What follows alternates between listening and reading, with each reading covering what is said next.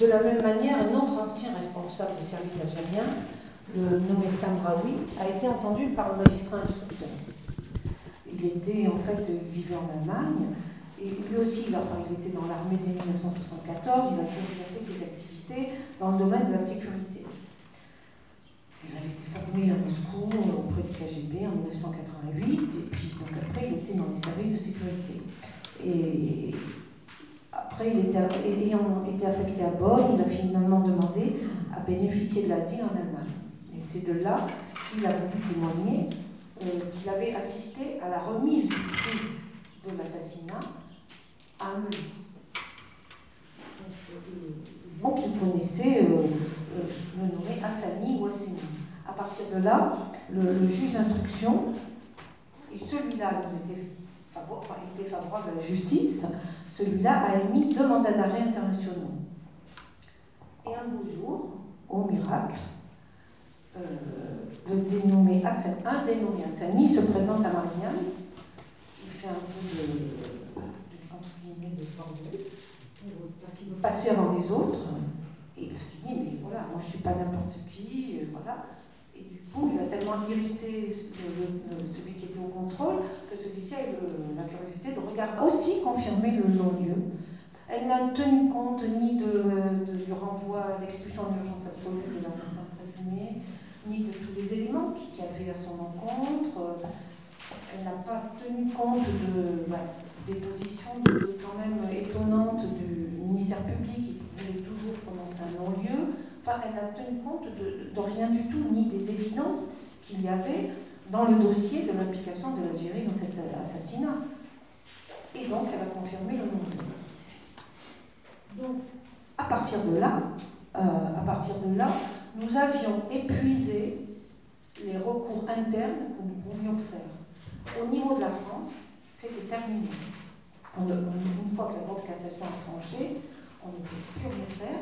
Il ne nous restait plus que la Cour européenne des droits de l'homme, que nous venons de saisir. Le dossier est parti et nous attendons que ce recours soit recevable. Voilà. Mais, bon, pour y avoir travaillé, moi aussi, et en avoir beaucoup parlé avec mon avocat, moi je pense que, franchement, il y a des vraies raisons que la Cour européenne des droits de l'homme accepte et déclare ce recours recevable. Je vais vous en donner les raisons. Il faut savoir, hein, avant toute chose, je voudrais vous préciser, parce qu'on ne le sait pas toujours, la Cour européenne des droits de l'homme ne peut pas revenir sur la décision des juges. Ça, c'est seul des éléments nouveaux sortant d'Algérie qui pourraient permettre de réouvrir le dossier. Parce qu'un non-lieu, ça n'est pas une prescription. Un non-lieu, ça suspend les recherches du juge d'instruction. Mais si des éléments nouveaux arrivent, qui peuvent justifier que l'instruction recommence, c'est possible. Hein. Ça, pas du tout ça n'est pas prescrit. Donc ça pourra continuer. Mais en attendant, nous avons saisi donc, la Cour européenne des droits de l'homme, qui, elle, ne peut pas donc, influer sur les jugements qui ont été des décisions prises par les juridictions. Elle n'en a pas la compétence. Mais par contre, elle peut déclarer, on va faire des recherches, et déclarer que la France a failli, n'a pas respecté certains articles de la Convention européenne des droits de l'homme. Voilà ce qu'elle va faire. Et après, elle peut aussi indemniser les victimes de cet assassinat, les parties civiles, la famille. Voilà ce qu'elle peut faire. Mais c'est important pour nous, parce que c'est quand même au niveau du symbole que la France soit condamnée pour n'avoir pas respecté la Convention européenne des droits de l'homme. C'est pour nous très important. Voilà. Donc, alors, juste, je vais vous dire, parce que c'est ça qui est intéressant aussi, dans notre recours, ce que nous avons plaidé, c'est d'abord la violation, bon, ça ne va rien vous dire, mais je vais vous expliquer, la violation de l'article 2 de cette convention, qui est la protection du droit à la vie, impose, comme corollaire, impose aux États un certain nombre d'obligations positives et procédurales, et notamment parmi ces obligations, celle d'une enquête effective. C'est une enquête qui est digne de ce nom, qui est une vraie enquête. Et là, on voit bien dans l'affaire Missili, vous-même redonnez d'autres explications par la suite, on a des questions si vous le souhaitez. Merci, merci Annie pour ton témoignage. Ce qui ressort beaucoup, c'est à travers les éléments que tu as donnés, c'est la double implication de l'État français et de l'État algérien, à tel point qu'on parle d'un crime qui est victime d'une double raison d'État. Alors François, toi tu connais bien de ce dossier des relations complexes entre la France et l'Algérie. Est-ce que tu peux nous développer justement cet aspect-là et comment cette affaire finalement s'est aussi retrouvée piégée finalement dans cette relation complexe entre la France et l'Algérie? Disons que, pour schématiser, c'est l'intrication, la combinaison de deux dimensions assez différentes qui expliquent ce que a raconté Annie et qui expliquent la suite jusqu'à aujourd'hui. Ces deux dimensions, c'est les rapports entre les services secrets des deux États et les rapports économiques troubles et obscurs entre les puissances économiques des deux côtés de la Méditerranée. Alors pour rappeler un peu le contexte, déjà le premier point, c'est que quand Ali est assassiné, on est en 87, c'est une date de cohabitation. Mitterrand, président de la République, Chirac, Premier ministre depuis 86, Premier ministre de l'Intérieur, M. Pasqua. Et ça va durer donc jusqu'en 88, aux nouvelles élections, où il y aura donc un retournement. Donc là, pendant cette petite période, le ministre de l'Intérieur, c'est M. Pasqua, avec son collègue Pandro, d'accord. Et il se trouve que juste avant, en 85, il y avait eu l'enlèvement des otages français au Liban. Et ils étaient, vous vous souvenez des journalistes et d'autres. Et les Français, les services français étaient très embêtés pour essayer de récupérer ces otages. Parce qu'ils connaissaient mal le terrain libanais à l'époque. Et donc, finalement, pas par hasard, mais parce qu'il y avait des bonnes relations entre M. Raymond Nart, qui était à l'époque numéro 3 de la DST, et aussi éventuellement Yves Bonnet, là, qui venait d'être nommé, qui restera seulement que 3 ans. Mais c'est surtout Raymond Nart qui a été l'acteur de la libération des otages français au Liban, grâce à l'entremise d'un monsieur qui s'appelait, qui était, je crois, à peine colonel, même pas, qui s'appelait Smaïl Lamari, dont on parlera beaucoup après, qui viendra l'adjoint de Toufik Médienne à partir de 90 à la direction, à la tête du DRS, qui a eu succès à ce moment-là, la sécurité militaire. Et donc là, il noue des liens, mais incroyablement proches, parce qu'effectivement, la SM algérienne avait beaucoup aidé les Français à faire libérer ces otages. Et ils sont devenus copains comme cochons. Et vraiment très très copains, y compris au niveau presque intime, amical, etc., etc. Ce qui fait que, ça c'est un premier niveau d'explication, qui fait que quand cette bande-là, la bande, parce que Pasqua, Bonnet, Nart, la DST, disons, de l'époque, tout ça c'est la même mouvance, on peut dire, idéologico-politique, avec, en plus la DST, il faut le savoir, l'Algérie c'est quelque chose pour elle, parce que une bonne partie des cadres de la DST dans les années qui suivent l'indépendance, mais certains vont être en poste jusqu'aux années 80, avaient fait leurs premières armes en Algérie. La DST, pendant la guerre de libération, a joué un rôle extrêmement important de flicage, évidemment, des combattants, des moudjahidis, etc. Et il est absolument impressionnant de voir ensuite, en 62, tout le monde rentre en France, et des dizaines, voire des centaines de policiers de la DST vont se retrouver partout en France, forts de leur expérience algérienne. Ils vont être utilisés, évidemment, en collaboration avec l'Amicale des Algériens en Europe, avec déjà en collaboration donc avec l'ASM, à fliquer, à surveiller l'immigration. Et là, ça crée des traditions, si vous voulez, ça crée des... Bon, voilà. Et qui vont se redoubler avec cette affaire des otages.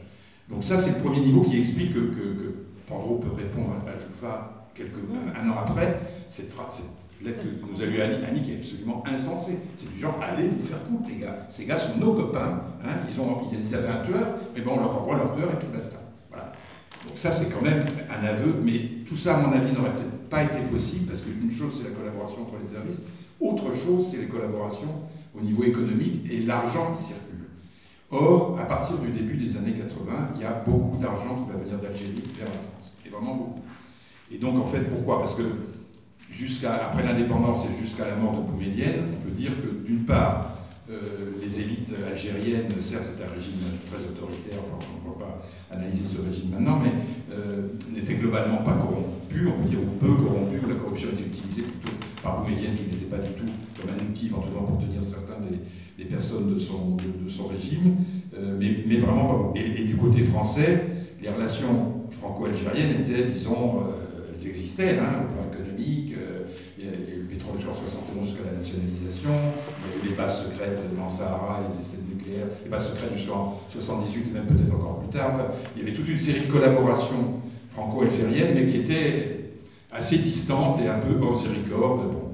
Et à partir de, après la mort de Boumedienne, donc fin 78, et l'arrivée du général Chadli, qui en fait est nommé non par ses pairs, n'est-ce pas, par les collèges des généraux, les choses vont basculer très très vite. En plus, on est dans une période internationale aussi de basculement. C'est Reagan aux États-Unis, c'est le néolibéralisme, c'est les plans d'ajustement structurel du FMI, c'est l'ère du temps économique de la période, après la grande crise de 73, a changé complètement.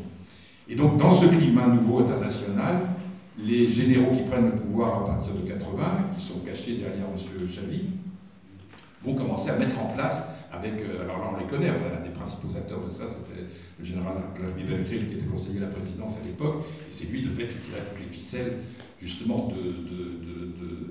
de ce qu'on appellera plus tard la France-Algérie, c'est-à-dire ces circuits de corruption parallèles où on voyait des gros marchés se conclure entre des entreprises françaises et des entreprises publiques algériennes ou algériennes, et à chaque fois, il y avait des commissions.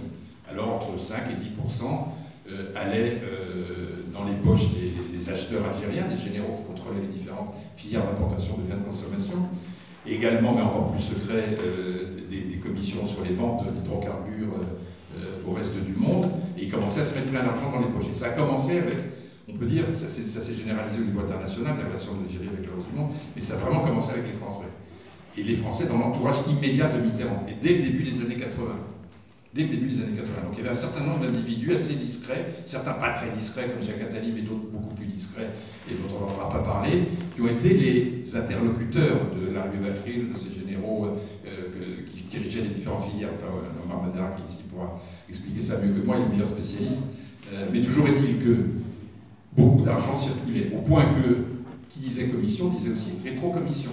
Et donc très, très malin, les généraux algériens, ils ont utilisé une partie du pognon qu'ils avaient encaissé pour arroser les hommes politiques français. Donc les socialistes évidemment, mais pas que. Toute la droite aussi a été arrosée, les communistes aussi, tout le monde a été arrosé. Ce qui a fait que quelques années plus tard, un fameux journaliste britannique avait pu dire au moment de la guerre civile, c'est pas compliqué, la majorité des hommes politiques français, les généraux algériens, les tiennent par les couilles. Par les couilles, ça veut dire par le fric et puis éventuellement par les maîtresses qu'ils mettaient dans leur vie. Donc c'est allé extrêmement loin, la constitution de ce réseau France-algérien. Bon, tout ça est expliqué dans le fin détail dans le livre qu'ont écrit Jean-Baptiste Rivoire et Louis Sagoud et que j'ai publié en 2004, et qui est toujours disponible, France-Algérie, crimes et mensonges d'État. Ils l'ont remarquablement bien documenté, en fait, ils ont toutes les sources sont là réunies. Mais ça explique que donc, cette proximité France-algérienne, en quelque sorte, des pouvoirs des deux côtés de la Méditerranée, évidemment, dans ce cadre-là, rendre service à l'ASM et que la DST rende service à l'ASM en expulsant Amelou, j'allais dire c'était normal. C'était normal. Voilà. Et donc tout était logique. Et évidemment, c'était accentué par le fait qu'à l'époque, c'était Pasqua, parce que Pasqua est très lié à ces réseaux louches. Enfin bon, on va pas faire l'histoire, mais bon, il se trouve qu'il était très lié à ces réseaux louches. Il y avait aussi ces hommes de la DST. J'ai évoqué l'histoire algérienne de la DST. Donc voilà, il y avait une combinaison de facteurs. Et après, donc ça explique le début de l'histoire que tu racontais, Annie. Et après, alors après, ça change. La gauche, entre guillemets, socialiste revient au pouvoir, 88. En Algérie, c'est octobre, les émeutes, le pluripartisme qui arrive, et puis la période dite des réformateurs, qui va durer 3 ans jusqu'au coup d'État de janvier 92, où les généraux janvieristes vont déclencher la guerre civile contre l'Algérie. Et là, d'une certaine façon, ce passé-là, qui s'était noué autour du drame de l'assassinat d'Ali, il va se déployer de façon, enfin tous les ingrédients de ce qui avait entouré ce drame, je dirais, vont se déployer de façon absolument incroyable, c'est-à-dire en redoublant à une échelle inouïe, à la fois la poursuite des réseaux de corruption qui ont pris un tour vraiment complètement dément, en même temps la couverture que les Français couvraient les crimes du DRS et des forces spéciales de l'armée qu'ils connaissaient absolument parfaitement, et au point que, alors c'est là que, c'est pour ça qu'on se dit, au point que, une fois on a relevé, on a travaillé là-dessus, on a vu que pendant la guerre civile, donc en 92 jusqu'à la fin des années 90, il y a eu peut-être 150 000 morts ou 200 000 morts algériens, on ne saura jamais, je pense. Mais donc ça a été quelque chose, une boucherie absolument atroce, qu'on l'a aussi très bien documenté. Et il y a eu beaucoup d'étrangers qui ont été tués, dont 38 ressortissants français pendant cette période-là. 38. Il n'y a eu aucune ouverture d'une instruction après cet assassinat. Il y a eu les moines de Tibérine, aucune instruction. Sur les 38, il y en avait plus des 2 tiers, je crois, qui étaient des religieuses et des religieux. Aucune, alors qu'aujourd'hui, et dans les années qui suivront, chaque fois qu'un Français est assassiné dans un pays étranger, c'était encore la semaine dernière, il y a 15 jours, une Française qui a été assassinée en Colombie dans un attentat, le lendemain, le parquet antiterroriste ouvrait une enquête. Hein. Et on l'a vu plein de fois. Là, curieusement, pour l'Algérie, 38 morts, 0 enquête, y compris, parmi ces 38, 5 gendarmes qui ont été tués au tout début de la guerre, dont on sait aujourd'hui parfaitement qui les a tués, c'est les groupes islamiques de l'armée, enfin, c'est-à-dire Smaïl Lamari, c'est lui qui dirigeait les groupes islamiques de l'armée, les GIA, les faux barbus, qui égorgeaient, qui tuaient. Et ils ont tué ces malheureux gendarmes. La France n'a rien dit. Donc on peut imaginer que dans ce contexte-là, comment dire, c'est un espèce de couvercle absolument terrible qui s'est ajouté sur le combat que vous essayiez de mener à l'époque pour faire connaître la vérité. Là, il y avait absolument beaucoup de chance.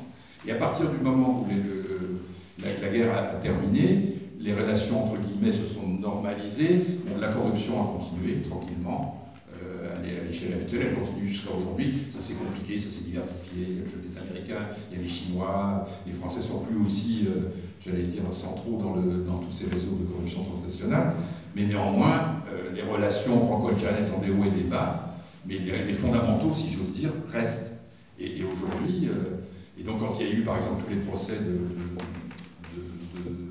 des attentats de 95 à Paris, dont on a su après qu'effectivement c'est l'ASM qui les avait commis, parce qu'il craignait que Juppé, qui était Premier ministre à l'époque, soutienne le plan de Sant'Egidio, où toute l'opposition s'était réunie pour faire une offre de paix à Rome en janvier 95. Donc là, l'ASM a fait des attentats pour forcer la France à changer d'avis, ce qui a réussi d'ailleurs, parce qu'effectivement, après quand M. Jospin est devenu Premier ministre, il a dit « je suis contraint dans mon expression ». Ça voulait dire quoi ? Ses contraintes dans son expression. Voilà, et ça voulait dire quoi ? Ça, c'était septembre 2097, moment. Il venait d'être nommé Premier ministre, en mois de juin. Dès le lendemain, il y avait des gars de l'ASM qui étaient venus au Quai d'Orsay en disant « Vous savez, il y a des terroristes de chez nous qui sont chez vous, hein, on ne peut pas les contrôler, faites attention parce que peut-être qu'ils peuvent vous embêter. » Et ça n'a pas raté. Donc c'était une menace que Jospin a entendue. Et donc voilà, verrouillage généralisé. Et voilà, jusqu'à aujourd'hui, on pourra multiplier les informations, les anecdotes qui témoignent de ça. Donc la justice, en principe, elle est indépendante. En théorie, elle échappe à ça, mais on sait tous que c'est absolument pas vrai. Que ce soit le parquet, que ce soit l'instruction, que ce soit les juges du siège, ils font partie d'un système. Oui, c'est ça, je termine là-dessus, j'évoquais les procès des accusés des crimes des attentats de 95. Moi, j'ai été amené à témoigner dans certains d'entre eux, devant la Cour de justice, la Cour d'assises antiterroriste, où il y avait les gars de la DST. Les gars de la DST qui avaient laissé faire ces attentats, commis par leurs copains de l'ASM.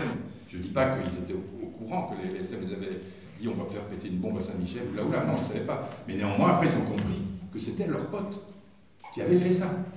Et donc, ils ont construit toute une légende, et oui, voilà, le point important que je voulais dire, c'est que, du coup, ces gars de la DST, évidemment, ils n'ont jamais reconnu qu'ils s'étaient fait doubler, enfler par le DRS, ils ne pouvaient pas. Et donc, qu'est-ce qu'ils ont fait ? Ils ont fabriqué une légende, en disant on n'était pas au courant. Le fameux, comment il s'appelait, le gars le gars qui a organisé les attentats, enfin, je dis son nom va me revenir. Hein ? Non. Enfin, peu importe. Il y a un gars du DRS qui se faisait passer pour un barbu, qui a recruté les poseurs de bombes en France, et qui ensuite, non. Ah, les Touchènes, voilà. Pour Touchènes, la DST l'avait parfaitement repéré. Et bien, ils me rebelotent comme l'assassin d'Ali, ils l'ont laissé repartir tranquillement, et alors qu'ils l'avaient identifié, ils l'ont laissé repartir en Algérie. Et après, et on a entendu dans les procès devant les cours d'assises, qu'il racontait des histoires à dormir debout, il mentait comme il respirait. Moi, je suis passé juste après le numéro 3 l'écrivain de la DST, c'était impressionnant. Il racontait une légende, mais il y croyait. C'est-à-dire qu'ils ont effacé la vérité qu'ils connaissaient, ils l'ont remplacée par une autre vérité. Et c'est celle-là qu'il faut maintenant, et c'est celle-là qui prévaut. Voilà.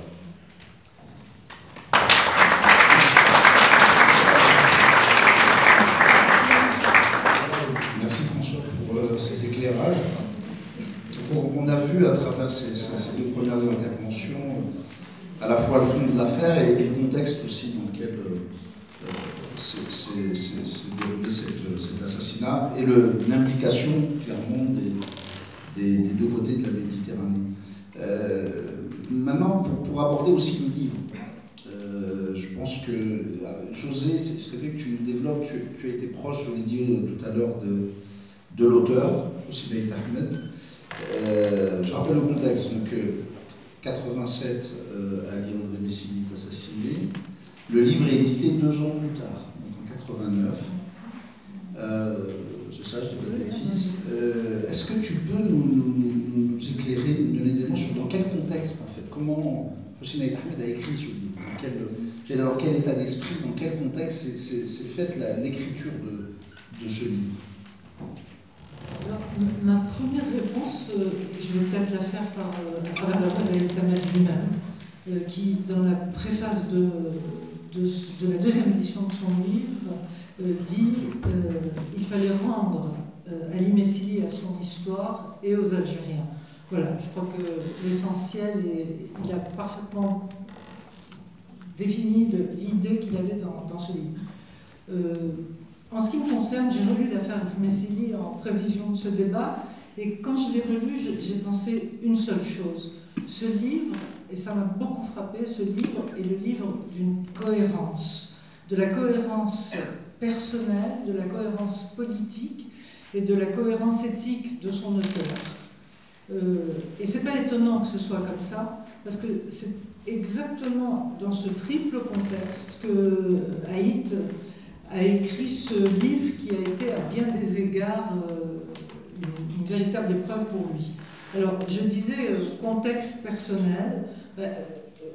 Oui, contexte personnel parce que l'assassinat d'Ali Messilli, c'est un séisme affectif pour Hossein.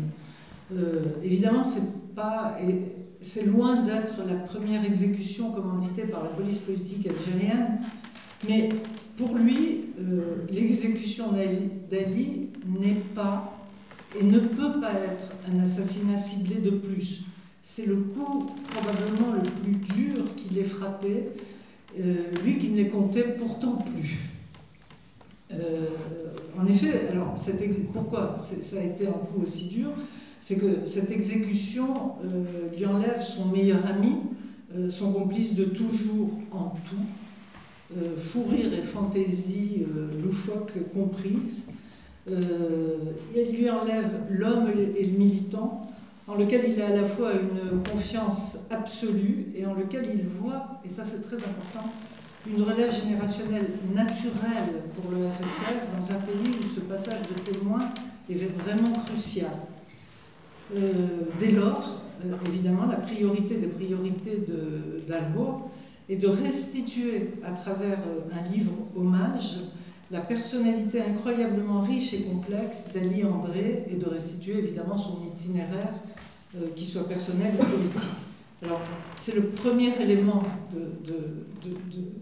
des raisons pour lesquelles il écrit ce livre. C'est un devoir d'amitié et de fidélité absolument incontournable. Ensuite, je parlais de contexte politique.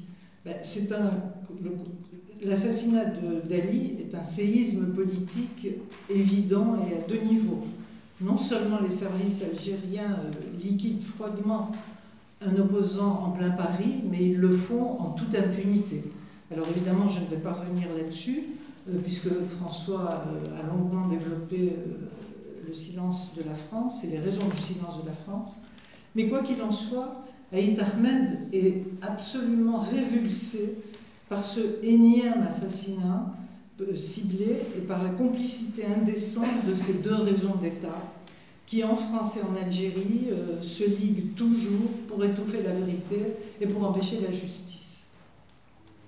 Et dès lors, c'est bien évident que retracer et publier l'enquête sur ce crime et révéler au grand jour les rapports très malsains et coupables qui lient le régime algérien à son ancienne puissance coloniale sont évidemment un devoir de mémoire. Et juste une petite phrase d'Aït qui éclaire parfaitement ce que je suis en train de dire. Il faut, répète-t-il, empêcher Alger de faire en sorte que ce crime n'existe pas, qu'il soit rayé des mémoires. Enfin, troisième élément, cette volonté d'empêcher que le crime soit rayé des mémoires, comme d'autres crimes, ceux de Kider, d'Aban Ramdan, de tant et tant de responsables algériens avant, soient rayés des mémoires et qu'on ne comprenne jamais exactement les raisons pour lesquelles ils ont été assassinés, c'est une responsabilité politique majeure pour ce dirigeant qui a dénoncé sans trêve, mais vraiment sans trêve, l'autoritarisme d'un pouvoir militaire qui, dès l'indépendance, a organisé l'amnésie, disait-il, pour priver les Algériens de leur histoire. Pour Aït, on ne comprend pas la démarche d'Aït Ahmed sans comprendre qu'il est animé par une conviction très forte. Le passé est indispensable pour décrypter le présent et prévenir l'anéantissement de notre avenir. Voilà ce qu'il disait. Ce qu'il ne dit jamais, parce que c'était quelqu'un d'extrêmement pudique et d'extrêmement réservé sur lui-même, qui ne parlait qu'assez rarement de lui-même, c'est que cette omerta, il en avait été, cette omerta et cet effacement de l'histoire, d'une certaine manière, il en était lui-même la première victime, par peur de sa légitimité populaire et révolutionnaire. Le pouvoir a en effet tout fait pendant 30 ans pour effacer de l'histoire, des livres d'histoire, de l'imaginaire algérien, celui qui a pourtant été l'un des libérateurs de ce pays. Alors, on comprend dès lors que tout travail de mémoire est à ses yeux une exigence et une urgence politique. Et ce sont ces urgences et cette nécessité politique qui président à l'écriture de l'affaire Missili. Enfin, j'en ai fini avec ça, il a écrit, troisième élément, ce que je disais tout à l'heure, la cohérence morale et éthique. Et peut-être que c'est celle qu'on a le moins bien perçue dans le livre l'affaire Missili.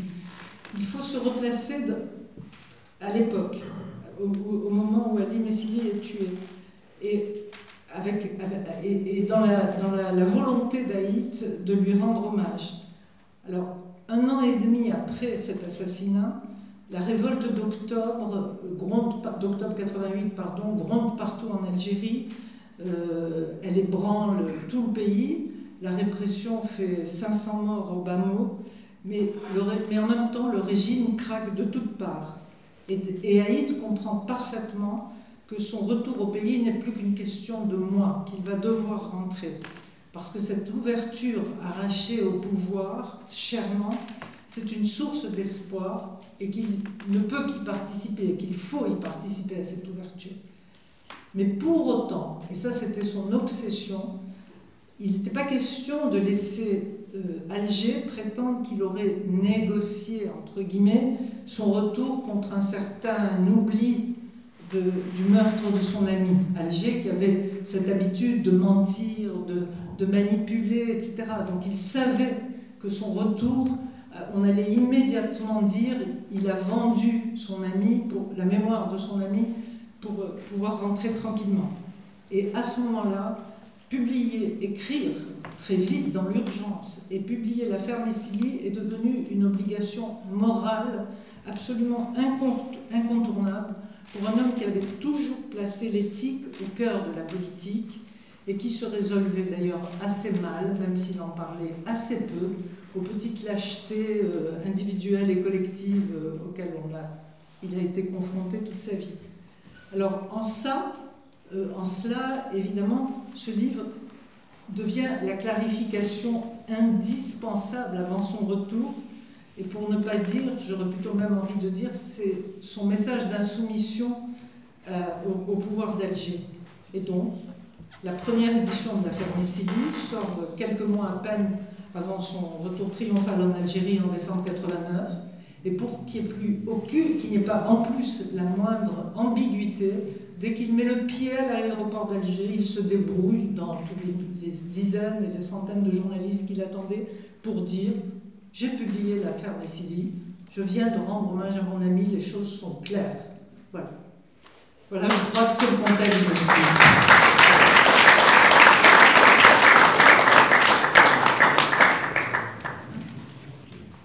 Oui, moi je voudrais juste sur le contenu du livre, parce que tu as précisé dans ton témoignage qu'il l'a écrit effectivement à un moment particulier, puisqu'il est rentré en Algérie ensuite.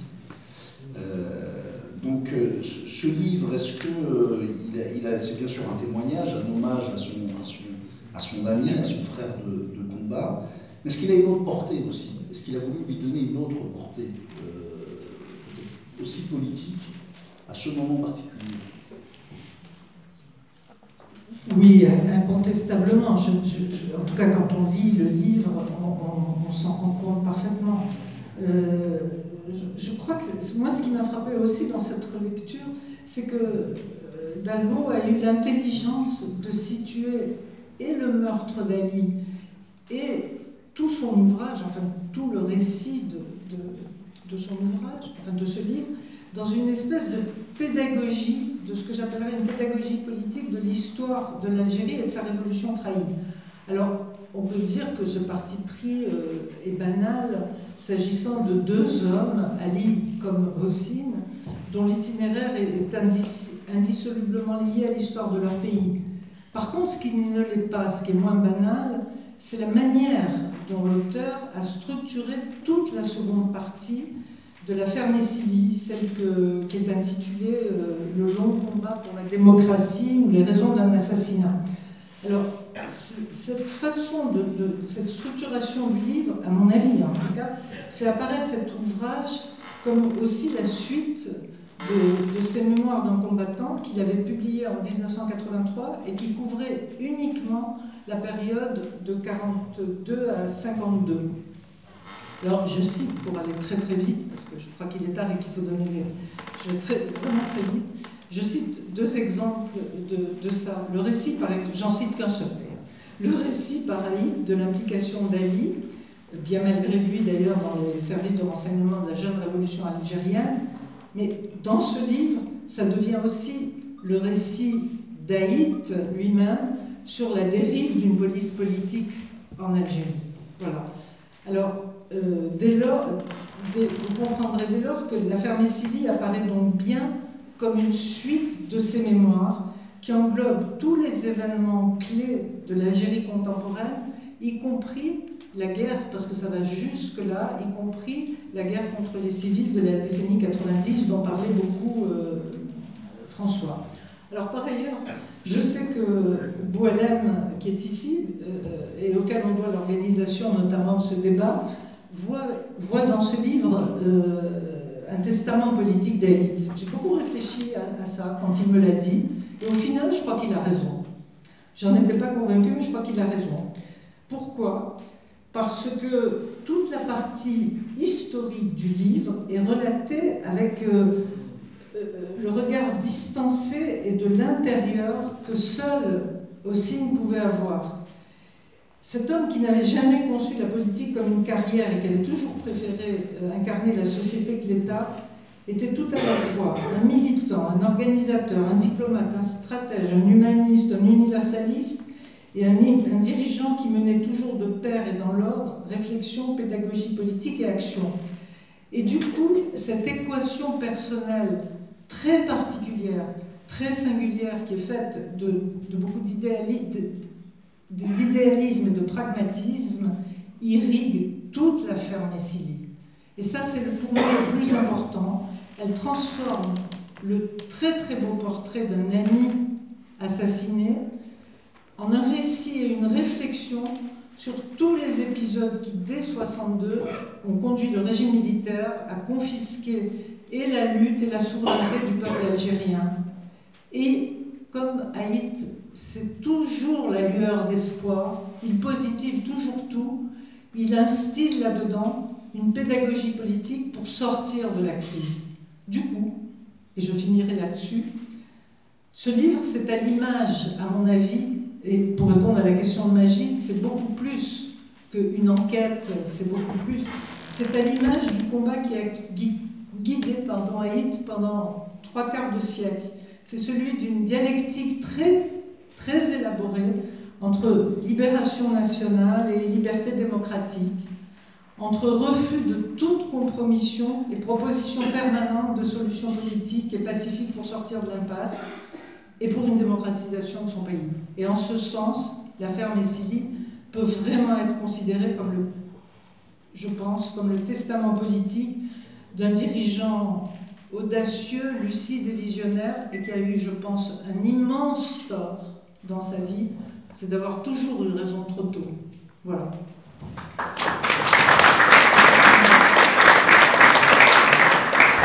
Merci José.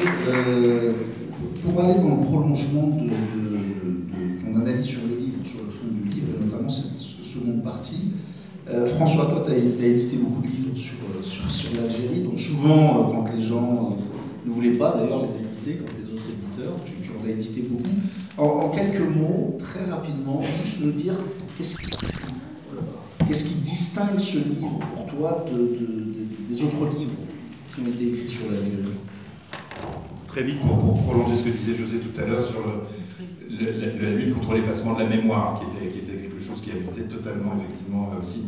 Je peux témoigner que quand il a écrit ce livre, quand il a eu à traiter de sa rencontre avec Ali Messili en 62, et puis ensuite de ce qui s'est passé au moment du coup d'État de 62, l'été 62, et auquel il s'est immédiatement posé, et ensuite dans les années qui ont suivi, avec la création du FFS, etc., ça a été pour lui une souffrance absolument terrible. C'était revisiter cette période-là, la raconter, c'était quelque chose qui était épouvantable. Et effectivement, on peut comprendre pourquoi, parce que le mensonge qui a été construit par l'État algérien autour de ce qui s'est passé à l'été 62, juste avant et juste après, est fondateur du régime autoritaire, du pouvoir dictatorial qui a suivi, et jusqu'à aujourd'hui.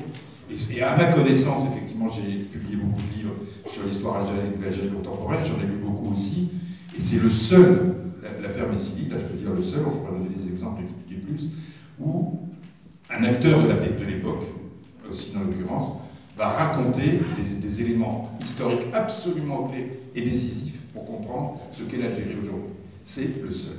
Les autres, soit ils n'ont pas eu le courage de le faire, soit carrément ils mentent, soit ils ont reconstruit l'histoire. J'ai des témoignages incroyables de gars qui re-racontent leur histoire des années 60. Tout est faux, mais ils sont convaincus que c'est devenu vrai. C'est impressionnant. Donc ce livre, il a une valeur, effectivement, qui dépasse encore tout ce qu'il raconte, effectivement, sur l'assassinat d'Anna Michel et son histoire. Il a une valeur historique et politique phénoménale. Merci.